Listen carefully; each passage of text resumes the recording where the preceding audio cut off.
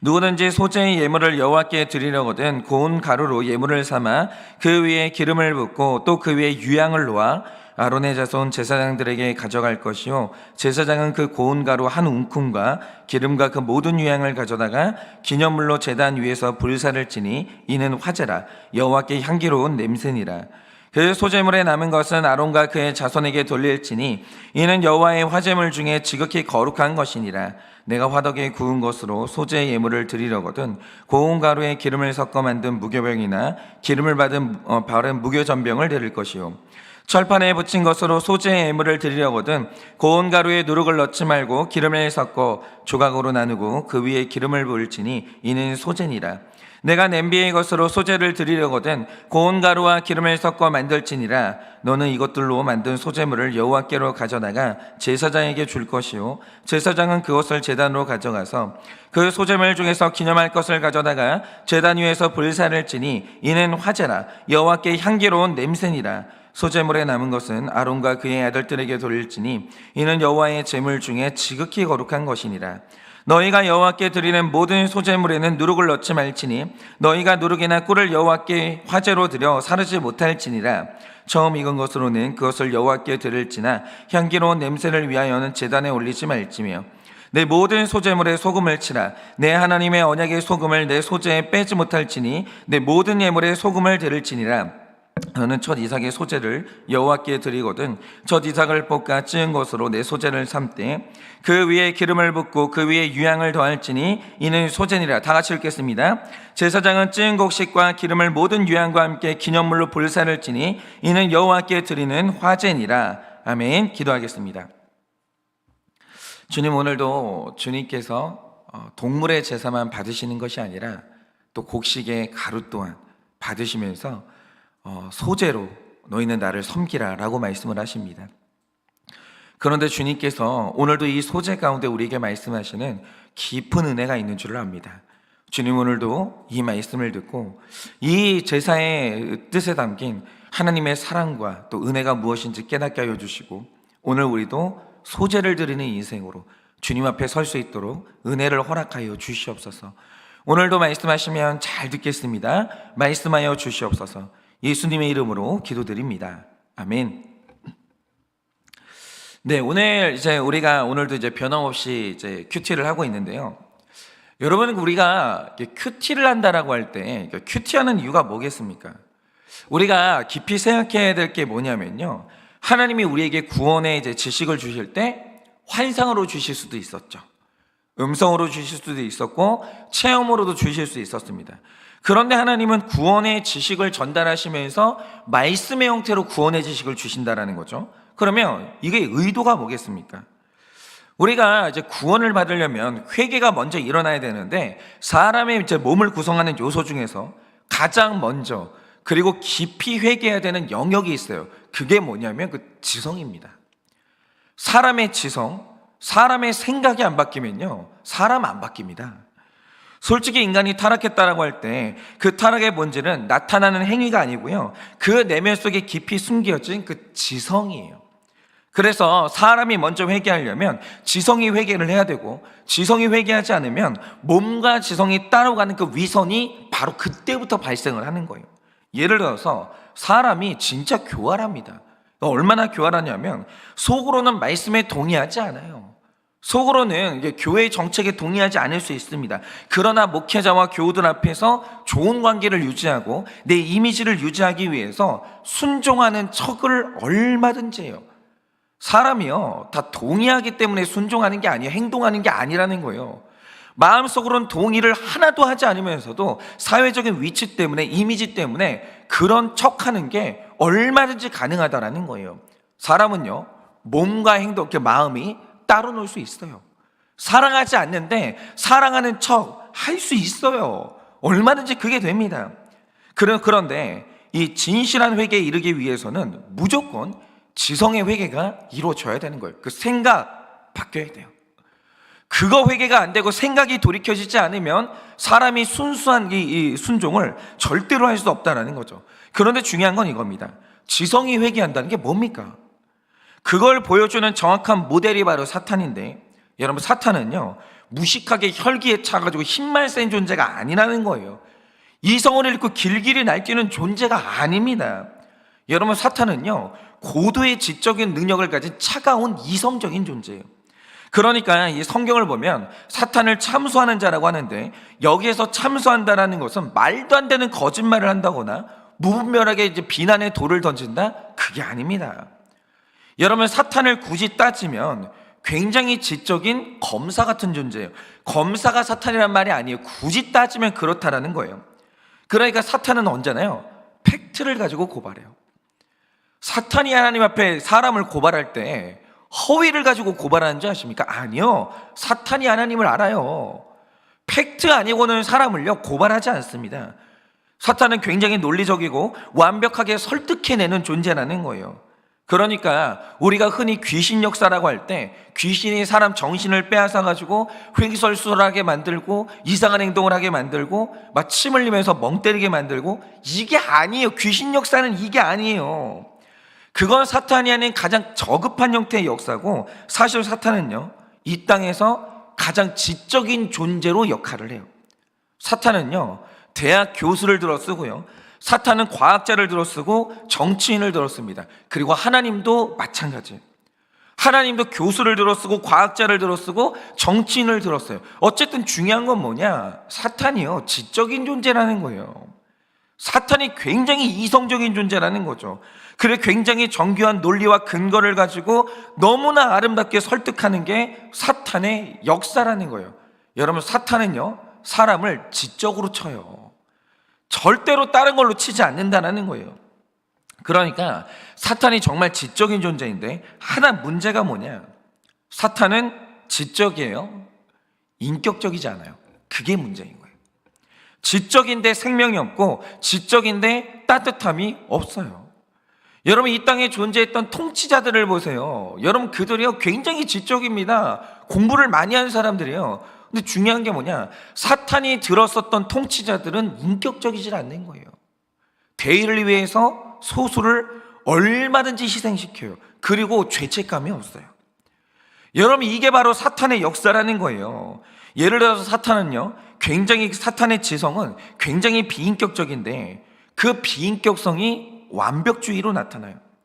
그러니까 완벽주의자 사탄이 사람을 좌절시키고 사람을 이렇게 죄책감에 사로잡을 때, 그때 주로 쓰는 논리가 뭡니까? 예를 들어서 우리가 해야 될 일이 10가지가 있다고 하죠. 근데 어떤 사람이 9가지를 잘했어요. 어떤 목사님이요 9가지를 잘했습니다. 그런데 목사님이 한 가지 일에 실패를 했어요. 그럼 이때 사탄이 펼치는 논리, 비인격적인 사람들이 펼치는 논리가 뭐냐? 우리가 실패한 그 한 가지를 가지고 내가 잘한 9가지를 전부 다 무력화시키고 매도하는 거예요. 예를 들어서 어떤 목사님이 9년 동안 열심히 사역했다고 하죠. 정말 열심히 사역했어요. 헌신했습니다. 그런데 10년째 되는 어느 날 음란의 문제로 넘어진 거예요. 그럼 이때 사탄이 펼치는 논리, 비인격적인 사람이 펼치는 논리가 뭡니까? 네가 지난 9년 동안 보여줬던 모습은 다 거짓말이라는 거예요. 다 거짓말이야. 너는 애초에 목사가 아니었던 거예요. 너는 애초에 집사도 아니고 장로도 아니고 권사도 아니었다는 거예요. 어떻게 권사가 그렇게 할 수 있어? 어떻게 장로가 그렇게 할 수 있어? 어떻게 목사가 그렇게 할 수 있어? 넌 위선자야. 음란에 넘어진 이 모습이 그 진짜 네 모습이라고. 하나님은 너를 절대로 용서하지 못하고 너는 회복할 수 없다고. 너는 성도로 살 생각을 하지 말라고, 교회를 떠나라고. 이런 식으로 내가 넘어진 한 가지 죄를 가지고 내 신앙 전체를 매도하고 우리 구원의 확신을 흔들어 버리는 거예요. 그런데 하나님은 사탄과 정반대의 지성을 가진 분인데, 그분의 지성은 인격적이에요. 그리고 하나님의 인격적인 지성은요 은혜로움으로 나타나는 거예요.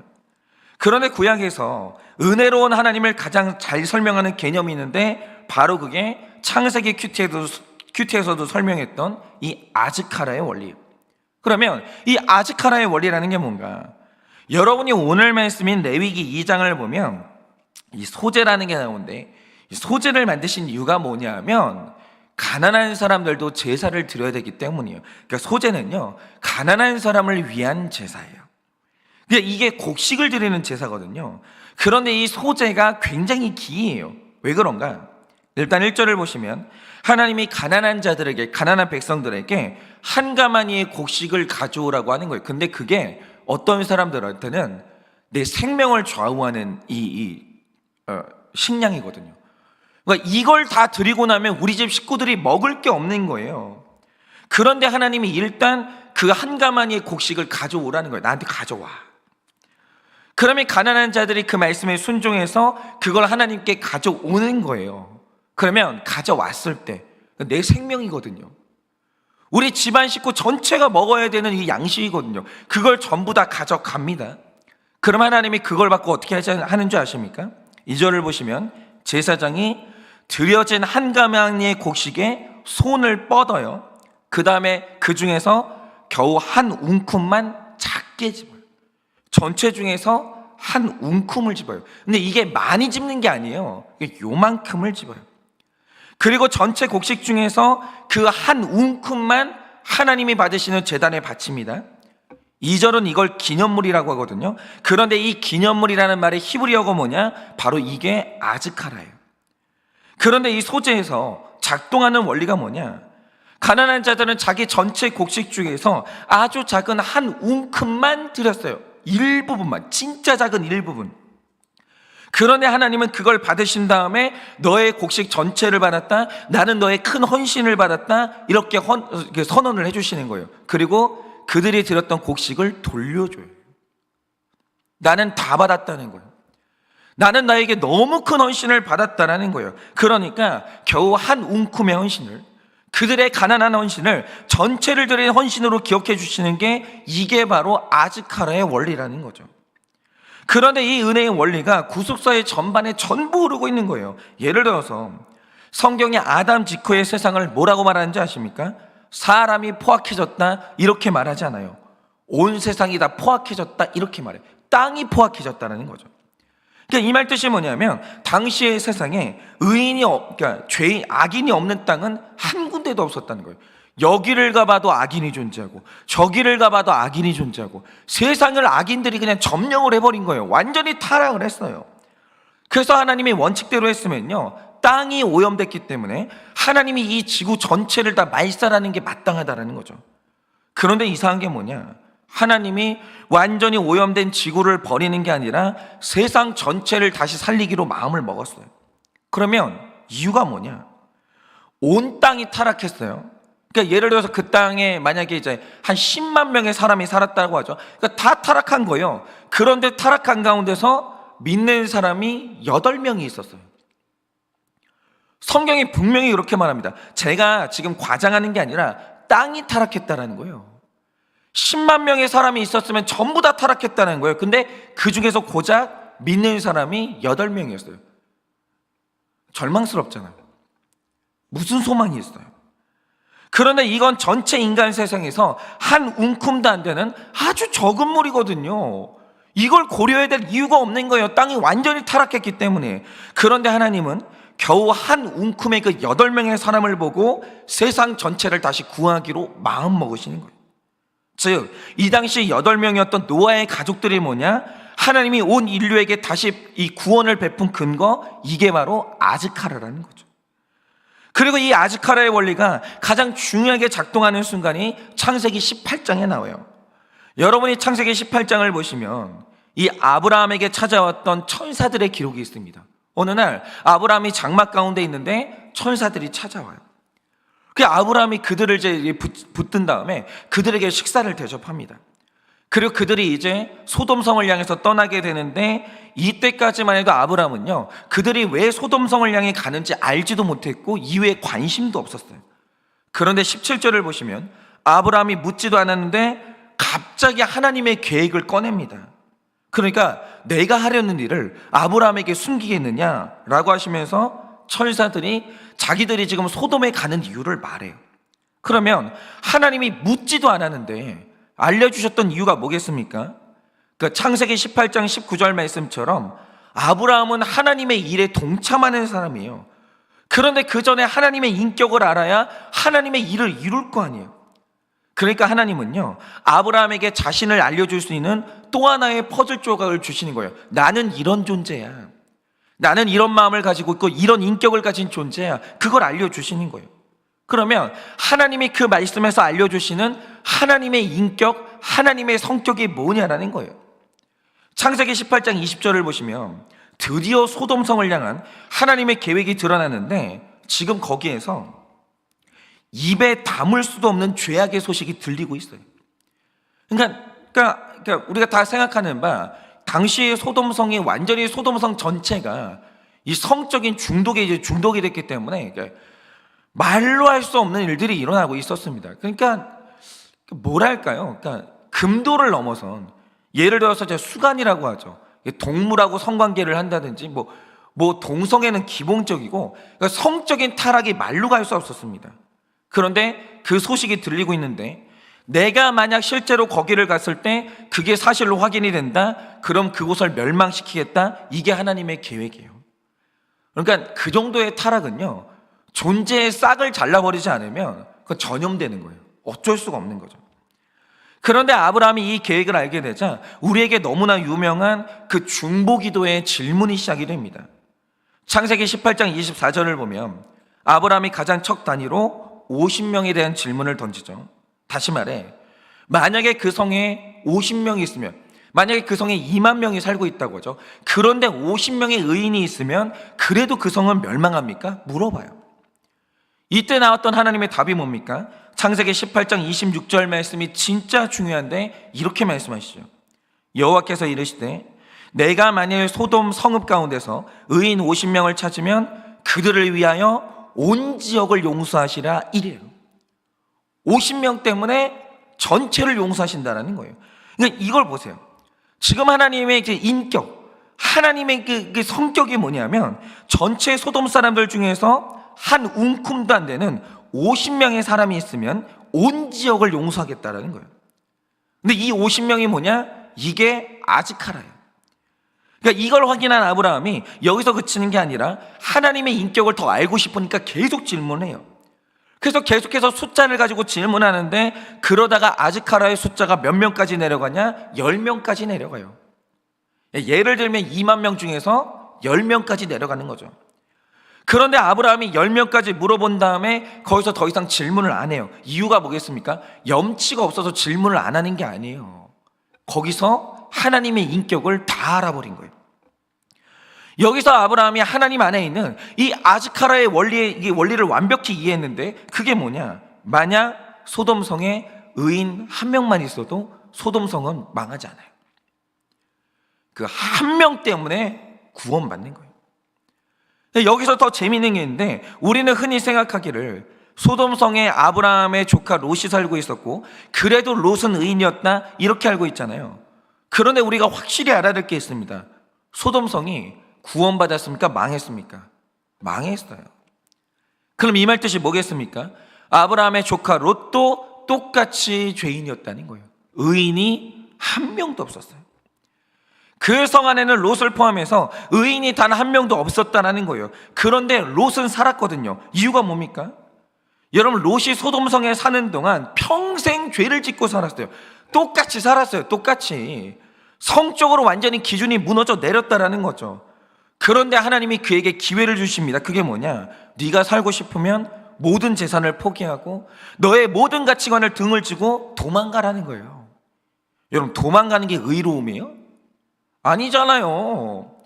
일평생 죄인으로 살아갖고 뭐 도망가는 게 뭐가 의예요? 그런데 하나님이 기회를 주십니다. 네가 평생 타락하고 살았으나 도망가라. 그러자 롯이 도망가는 거 그 하나의 순종이에요.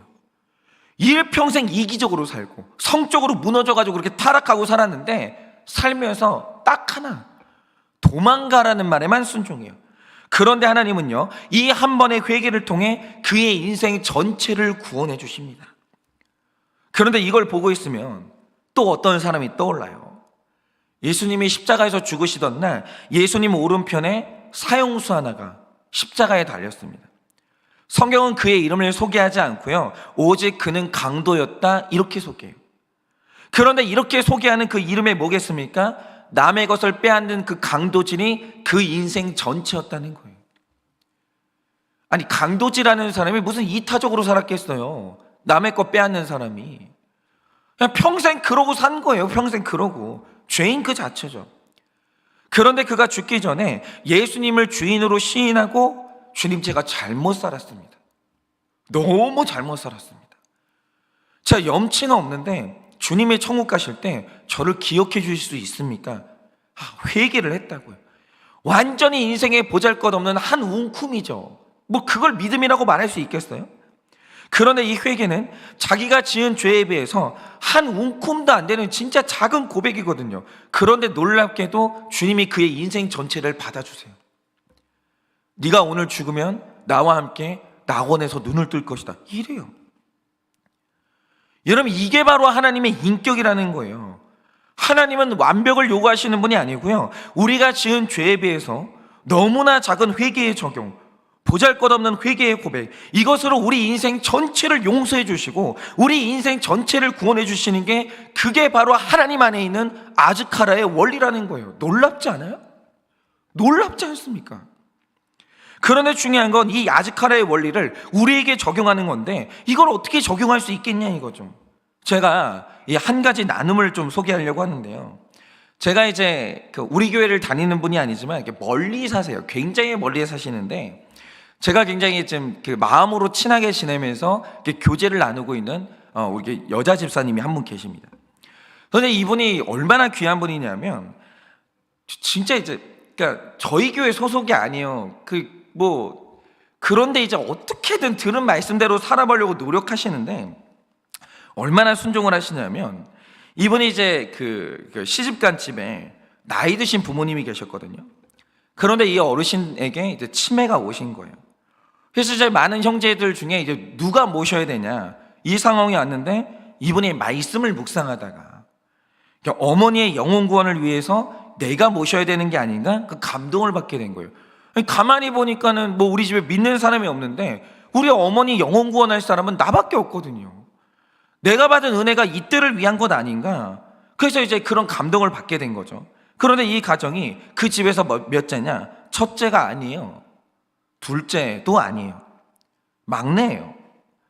그런데 이 말씀을 묵상하다가 영혼 구원에 대한 부담이 생겼고, 그래서 모시겠다는 결단을 한 거죠. 그런데 여기에서 진짜 대단한 게 뭐냐면요, 내가 하는 결정이 영웅 심리는 아닌지, 종교적인 착각이 아닌지, 이걸 점검하기 위해서 결정하기 전에 또 물어보는 거예요. 제가 이런 생각을 가지고 있는데 이게 인간적인 생각 아니에요? 자기 의로움 아니에요? 물으시는 거예요. 그래서 자기의 동기를 하나하나 점검한 다음에 하던 일을 그만두고 어머니를 모시게 된 거예요. 치매가 걸린 그 힘든 어머니를. 그런데 막내 며느리가 이제 모시니까 이게 얼마나 감동이, 얼마나 고마워요.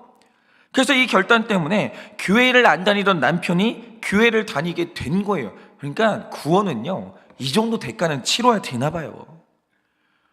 그렇지 않겠어요? 안 믿는 불신자도 힘든 우리 어머니를 모시는데 업고 살아야죠. 교회 가는 게 대수예요. 다니게 된 거예요.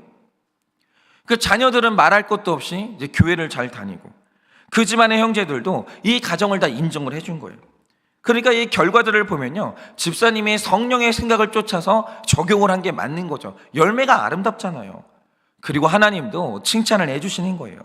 그런데 마지막에 어떤 일이 일어났냐, 이분이 시어머니를 최대한 모셔보려고 애를 썼는데 치매 증상이 너무 심해지니까 이거 통제가 안 돼요. 이 치매 중에서는요, 움직이는 치매가 있거든요. 참 그 모시기 힘듭니다. 그러니까 이제 결국 형제들하고 합의를 봐가지고 마지막에 어르신을 요양원에 모시게 됐어요. 그런데 이 과정에서도 혼자 결정한 게 아니고요, 모든 과정을 물어가면서 하나하나 믿음으로 결정을 한 거예요. 그리고 이제 결국에는 그 시어머니가 이 요양원에서 돌아가시게 된 거죠. 그러니까 이 장례를 치르는 동안 남편은 아내가 얼마나 고맙겠어요. 나 같아도 고맙겠어요. 얼마나 고맙겠어요. 그 아내한테 고맙다, 수고했다, 계속 그렇게 감사를 표현하고, 그 형제들도 면목 없죠. 막내 집안에서 모셨는데 그동안 수고 많았다고 인정을 했는데, 이 장례식 와중에 식구 중에 한 분이 그 집사님을 비난하는 거예요. 뭐라고 비난했냐, 아니 네가 몇 년만, 며칠만 조금 더 모셨으면 우리 엄마가 집에서 평안하게 눈을 감으셨을 텐데 그걸 못 참고 우리 엄마를 요양원에 버렸냐고. 그걸 못 참아가지고 버렸냐고. 우리 엄마가 그렇게 비참하게 죽은 건 네가 버려서 그렇게 된 거라고. 우리 엄마는 버림받고 죽었다고 악담을 퍼붓는 거예요. 그러니까 이분에게 그게 얼마나 상처가 되는지 그 다음부터 거기에 사로잡히는 거예요. 진짜 내가 어머니를 버렸나? 어머니는 마지막에 버림받고 비참하게 돌아가셨나? 내가 적용을 잘못한 건가? 이런 생각이 들면서 그렇게 눈물이 나더라는 거예요. 근데 이 눈물이 뭐겠어요? 막 억울한 거죠. 그리고 저에게 이걸 어떻게 해석해야 되냐 이렇게 연락을 주신 거예요.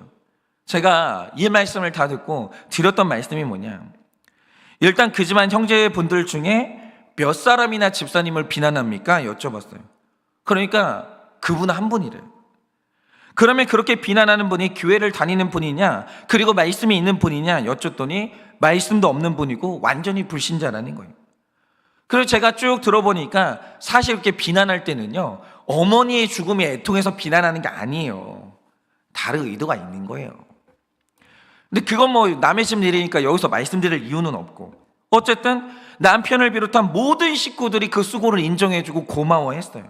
그런데 그분 한 명의 비난을 듣고 마음이 무너져 내린 거죠. 그래서 제가 드린 말씀이 뭐냐, 지금 우리 집사님 주변에 10명이 있다고 하면 그 중에 9명이 칭찬하고 1명이 비난을 하는 건데, 지금 그 1명의 비난 때문에 마음의 기쁨을 전부 뺏겼다라고 하면 집사님 잘못이라고. 그게 완벽주의라는 거예요. 그게 속는 거죠. 그러니까 지금 우리 집사님 마음에 깔린 숨겨진 생각이 뭐냐, 지금 내가 한 행동은 너무 의로운 행동이기 때문에 10명이 있으면 10명 다한테 칭찬받아야 되는 거예요.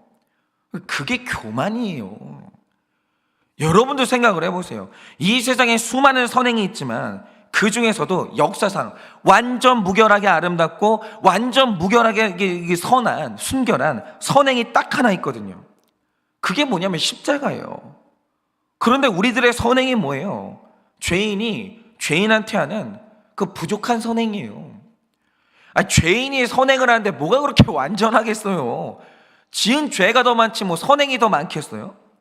그러니까 우리의 선행이라는 것은 자랑할 것도 없고 의로운 것도 아니에요. 그냥 내가 졌던 빚의 일부를 갚은 거예요. 그렇지 않습니까? 그게 인간의 선행이에요. 그런데 예수님이 졌던 십자가는요, 자기 죄의 결론이 아니에요. 우리 죄에 대한 100%의 희생이고 100%의 이타심이고 100% 억울한 죽음이에요. 그분이 뭘 잘못해가지고 십자가를 져요. 완전히 억울하게 돌아가셨죠. 그래서 가장 역사상 아름다운 죽음은 십자가예요. 그런데 예수님이 그 아름다운 십자가를 지고도 조롱당했다고요. 완벽한 십자가, 완벽한 선행도 조롱을 당해요. 그러니까 십자가조차도 모두에게 박수를 받은 적이 없었어요. 그런데 어떻게 인간의 부족한 선행이 모두에게 박수를 받아요? 그런 건 없어요. 예를 들어서 제가 열심히 설교합니다. 열심히 설교해요. 단 하루도 설교할 때 허투루 설교하는 적은 없어요. 열심히 설교해요. 모든 사람한테 인정받아야 돼요? 그런 게 어디 있어요? 제가 완벽해요? 이 설교가 완벽해요? 제가 무슨 용가리 통뼈라고 그 위대한 설교자들을 다 비난받고 살았는데 예수님 설교도 비난받았어요. 근데 제가 뭐라고 이 설교가 모든 사람에게 칭찬을 들어요? 말도 안 되는 일이죠. 그런 걸 바라는 게 완벽주의고, 완벽주의를 포기하지 못하면 10명 중에 9명에게 박수를 받아도 마음이 억울하고 기쁨을 뺏기는 거예요. 그런데 아즈카라의 원리가 뭡니까? 내가 9명에게 비난을 받아도 1명에게 칭찬을 받으면 그것 때문에 황송해야 되는 거예요. 무슨 죄인이 칭찬을 받아요.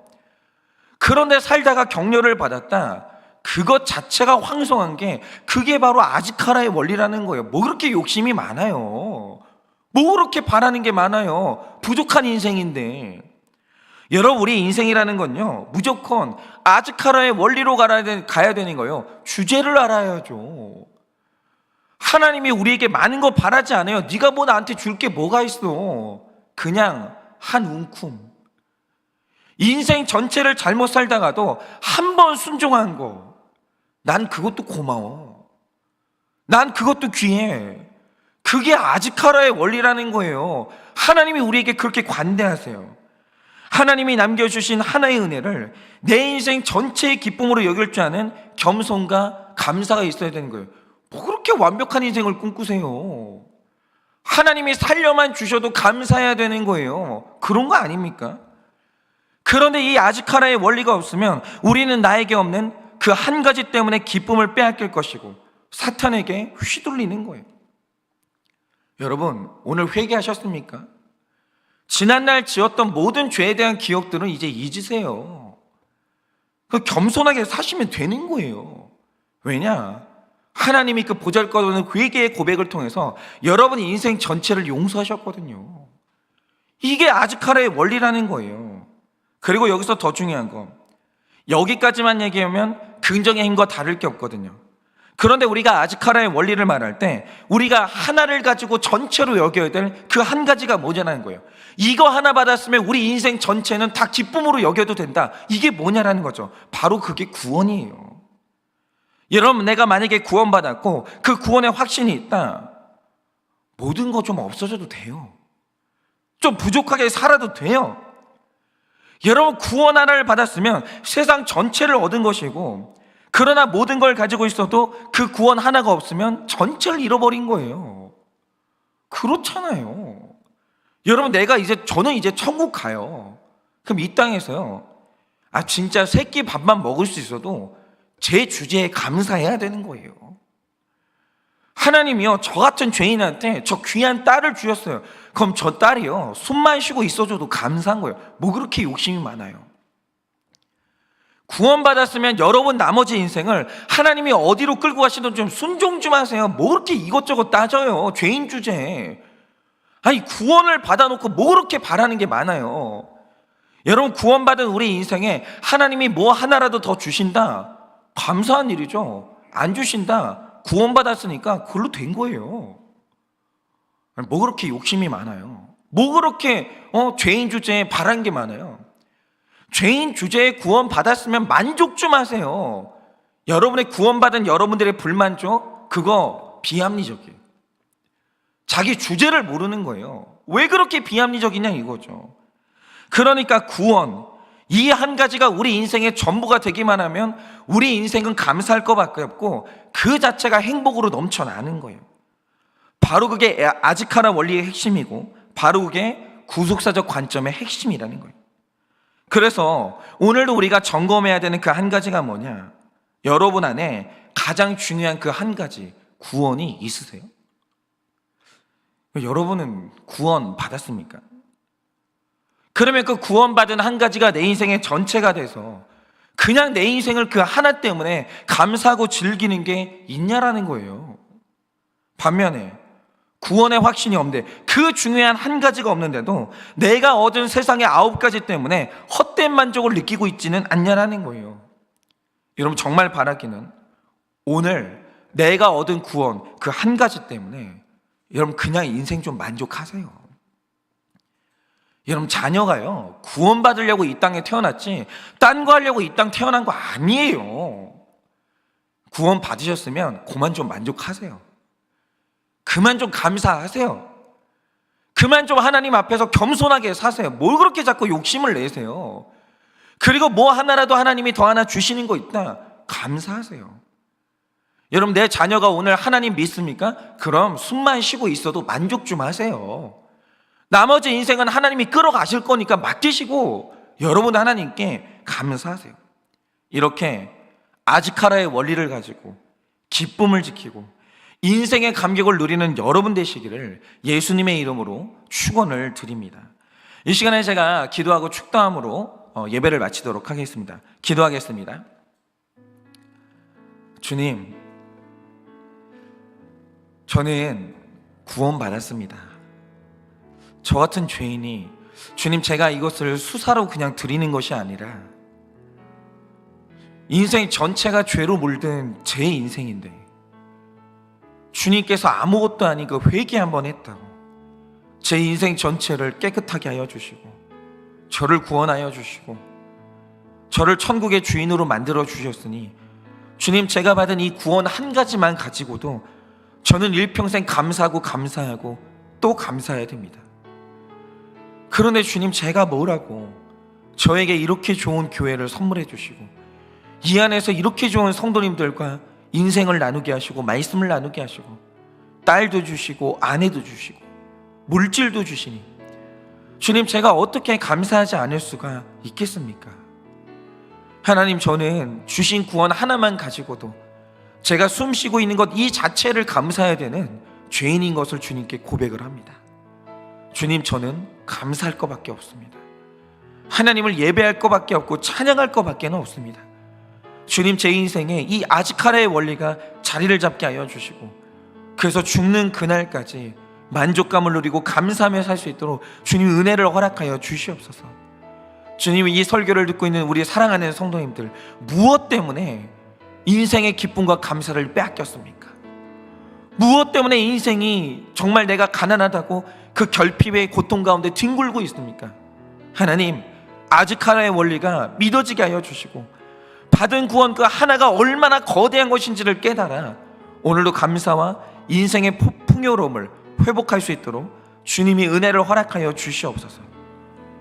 지금은 우리 주 예수 그리스도의 은혜와 하나님 아버지의 그 크신 사랑과 성령님의 위로하시고 교통하여 주시는 그 역사하심이 나의 작은 헌신으로 내 인생 전체를 받아주신 그 하나님을 바라보면서 나에게 구원을 주신 그 하나님의 은혜 때문에 인생 전체를 감사하며 살아가기를 원하는 사랑하는 우리 모든 성도님들의 머리 위에 지금으로부터 영원 무궁토록 함께 있을지어다. 아멘.